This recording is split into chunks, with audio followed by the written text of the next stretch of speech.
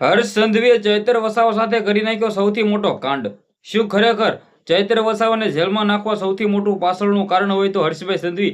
હવે તમે બધા લોકો જાણતા હશો કે ખુલ્લેઆમ ગોપાલભાઈ ઇટાલિયાએ સોતરા કાઢ્યા છે ભાજપના અને હર્ષભાઈ સંઘવીના, કે ભાઈ તેમને જેલમાં નાખ્યા છે. શું સૌથી મોટો સમાચાર મળી રહ્યા છે? નમસ્કાર મિત્રો, એક નવા વિડીયોમાં તમારું સ્વાગત છે.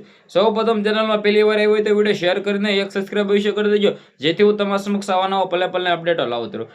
ચૈતરભાઈ વસાવા ગુજરાતની અંદર આદિવાસી સમાજની અંદર એક એવું નામ કે જેને સૌ લોકો દિલથી પ્રેમ કરે છે. ચૈત્ર વસાવાને 7 વર્ષની જેલની સજા થઈ છે. તો શું ચૈત્ર વસાવાનું જે ધારાસભ્યનું પદ છે તે હટવાની તૈયારીઓની અંદર છે? કારણ કે 2 વર્ષથી વધારે જો જેલની અંદર રહે તો તે જઈ શકે છે, તેનું ધારાસભ્યનું પદ છે એ હટી શકે છે. એટલે કે ચૈત્ર વસાવા તો 7 વર્ષની જેલની સજા થઈ છે. તો શું ચૈત્ર વસાવા ધારાસભ્યના પદમાંથી હટી જશે? શું હર્ષભાઈ સંઘવી સૌથી મોટું કાંડ કરી નાખ્યું ચૈત્ર વસાવા સાથે કે ભાઈ ચૈત્ર વસાવાને જ અમે જેલમાં નાખી દઈએ તો આવનાર ટાઈમની અંદર પણ અમને ન નડે અને હાલ પણ અમને ન નડે? તો શું આ સૌથી મોટું કારણ હોઈ શકે? ગોપાલ ઇટાલિયાએ ખુલ્લેઆમ કહી દીધું હતું હર્ષભાઈ સંઘવી વિશે કે ભાઈ આમને આવું કરેવું છે.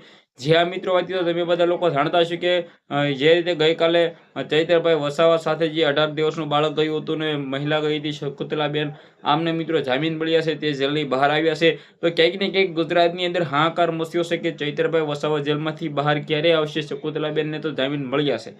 શું મિત્રો અત્યારે સૌથી મોટો ખેલ કરી નાખ્યો હર્ષભાઈ સંઘવીએ ચૈત્ર વસાવા સાથે? આપણે તો કંઈ ન કહી શકીએ, પરંતુ જે રીતે જોયું હાલ મિત્રો ગોપાલ ઇટાલિયા ખુલ્લેઆમ સોતરા કાઢી રહ્યા છે કે ભાઈ જે પણ થયું છે ખોટું થયું છે.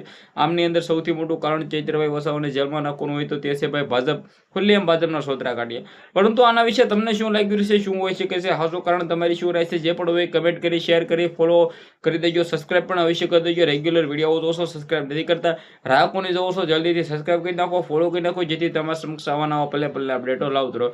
આજના વિડીયોમાં આટલી જ માહિતી. આપણે એક નવો વિડીયો મળી જશે. બધા લોકોને દિલથી ધન્યવાદ. જય હિન્દ, જય ભારત.